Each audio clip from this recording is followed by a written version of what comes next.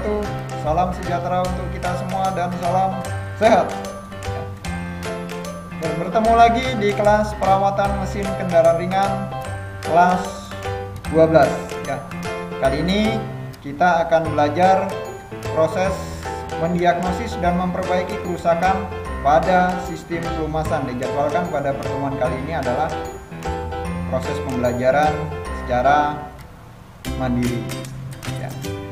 Saya harapkan kabar kalian semua, kabar kita semua dalam kondisi sehat walafiat, dalam kondisi baik, yang terpenting dalam kondisi semangat untuk mengikuti proses pembelajaran ya.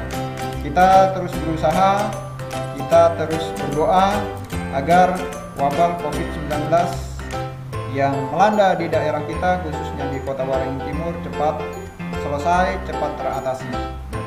Caranya bagaimana? Tentunya dengan bantuan dari kalian semua ya. Bagaimana cara membantunya? Gampang sekali. Silahkan terapkan protokol kesehatan yang sudah dicanangkan. Cuci tangan menggunakan sabun minimal 20 detik. Kemudian jika kalian keluar rumah, pakai masker dengan baik ya. Dan yang terpenting, jaga jarak di kerumunan atau saat kalian berinteraksi dengan orang-orang di sekitar kalian, dengan teman-teman kalian, dengan tetangga-tetangga kalian, minimal 1,5 meter sampai 2 meter. Dengan menerapkan protokol kesehatan tersebut ya, kalian sudah membantu, sudah berusaha untuk memutus mata rantai penularan COVID-19 yang ada di daerah kita ya. Semoga saja pandemi ini cepat berakhir, kita bisa beraktivitas secara normal seperti sedia kala. Amin ya. Baik, seperti yang sudah saya sampaikan tadi ya, bahwa pembelajaran kali ini mendiagnosis dan memperbaiki sistem pelumasan, kita belajar secara mandiri ya. Apa saja yang harus kita pelajari, kita lihat setelah ini. Yang pertama, ini adalah acuan kita dalam proses pembelajaran berupa kompetensi dasar yang wajib kita lalui.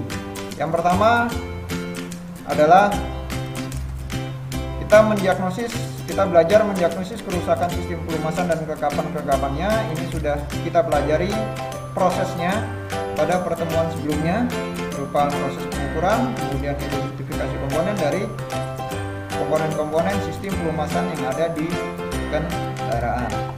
Kemudian yang kedua,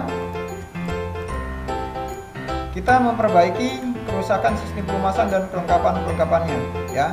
Idealnya ini adalah kita lakukan secara langsung, secara praktek, berhadapan dengan benda kerja. Tetapi karena kondisinya tidak memungkinkan ya, maka yang dicari atau yang kita gali adalah kemampuan kalian untuk mengeksplor proses perbaikan kerusakan yang dihasilkan dari proses diagnosa kerusakan tadi ya.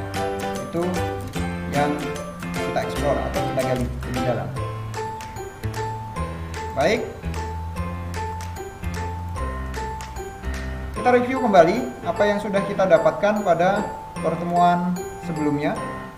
Yang pertama, kita sudah belajar tentang fungsi dari sistem pelumasan ya. Diantaranya salah satu fungsinya adalah ya, yang paling penting, yang paling kita tahu adalah fungsi sistem pelumasan adalah untuk mencegah keausan ya. Itu yang fungsi yang paling kita tahu ya. Ternyata fungsi sistem pelumasan ada beraneka ragam, ada beberapa fungsi yang diantaranya adalah mendinginkan komponen di dalam engine. Kemudian yang kedua adalah membersihkan engine. Yang ketiga, mencegah kontak langsung antara dua logam yang bergesekan, terutama antara poros dan dudukannya, atau antara piston dan dinding silinder ya. Kemudian yang selanjutnya adalah mencegah karat. Nah, silahkan diingat-ingat lagi ya. Kemudian komponen-komponen sistem pelumasan juga kemarin sudah kita singgung, kita ulas ya, dari bang oli, kemudian pelumasnya sendiri hingga oil hole, baik itu yang ada di cylinder block maupun yang ada di silinder head. Kemudian proses pemeriksaan komponen sudah, dari proses pemeriksaan minyak pelumas sendiri sampai pemeriksaan oil pump sudah kita pelajari di pertemuan sebelumnya. Ini review pembelajaran kita. Baik, ini yang harus kita lakukan pada pertemuan kali ini, terutama pada pertemuan belajar mandiri. Silahkan kalian lengkapi tabel panduan diagnosa kerusakan, ya, panduan diagnosa kerusakan. Ya. Di antaranya ada jenis-jenis kerusakan dan permasalahan pada sistem perumasan, kemudian ciri-ciri kerusakan yang ditemui pada engine, proses pemeriksaan kendaraan atau komponen sebelum mesin itu atau komponen itu dibongkar, proses pemeriksaan komponen setelah dibongkar, spesifikasi komponen yang kalian periksa baik sebelum dibongkar maupun setelah dibongkar, dan langkah-langkah perbaikannya. Langkah-langkah perbaikannya. Nah, ini kalian bisa jelaskan alatnya apa, bahannya apa, cara perbaikannya bagaimana. Nah, contoh, ya nomor 1 misalkan ya, jenis kerusakan permasalahan dalam sistem pelumasan. Ya, misalkan 1, ya, oli cepat bertambah misalkan. Ciri-ciri kerusakan yang ditemui pada engine, ya, 1, suara mesin ringan, tarikan mesin ringan, ya, kemudian pemakaian oli irit misalkan, tidak cepat habis misalkan. Proses pemeriksaan sebelum dibongkar, apa yang kalian periksa misalkan, ya, misalkan terdapat ceceran oli atau rembesan oli di bagian blok mesin, misalkan memeriksa rembesan atau ceceran oli di bagian blok mesin. Ya, kalau mau dijelaskan langkahnya itu lebih bagus. Langkahnya bagaimana? Proses pemeriksaan. Ya. Kemudian yang kedua misalkan ya, pemeriksaan stick oli, ya, atau bar pemeriksa volume oli. Ya. Itu bar atau stick olinya boleh warnanya apa, atau merah, atau kuning, atau ungu. Ya, kalau merah berarti apa?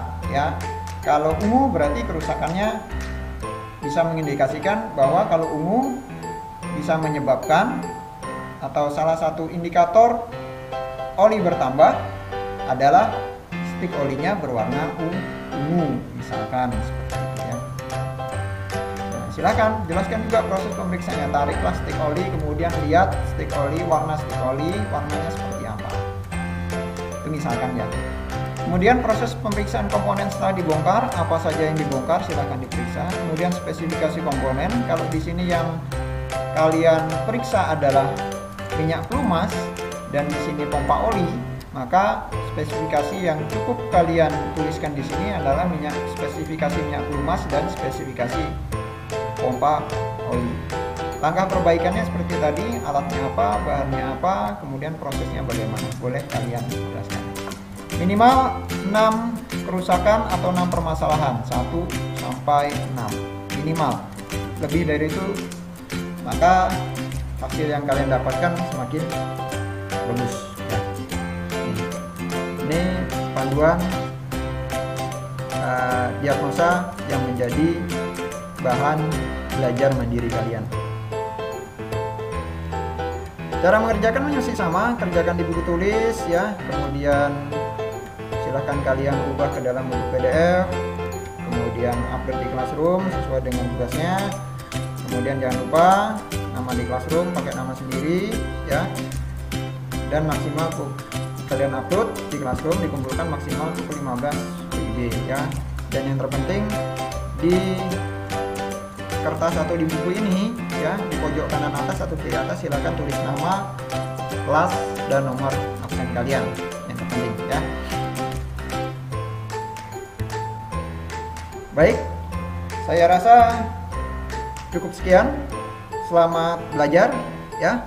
Silahkan kalian cari referensi sebanyak mungkin yang itu memang terjangkau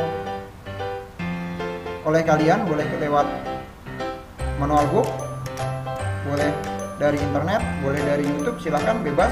Boleh kalian diskusi secara virtual dengan teman-teman kalian. Ya, yang terpenting kerjakan tulis menurut bahasa yang kalian pahami atau bahasa kalian sendiri. Ya. Kalau ada kesulitan, kalau ada pertanyaan terkait teknis pengerjaan tugas, ya, pengerjaan proses pembelajaran mandiri ini, silahkan wabri saya atau tulis di kolom komentar yang ada di kolom Classroom. Ya. Itu saja. Tetap jaga kesehatan, ya. Tetap terapkan protokol kesehatan. Yang terpenting tetap semangat belajar untuk menuntaskan pendidikan kalian di SMK Negeri 2 Sampit. Saya akhiri. Wabillahi taufiq wal hidayah. Assalamualaikum warahmatullahi wabarakatuh. Sampai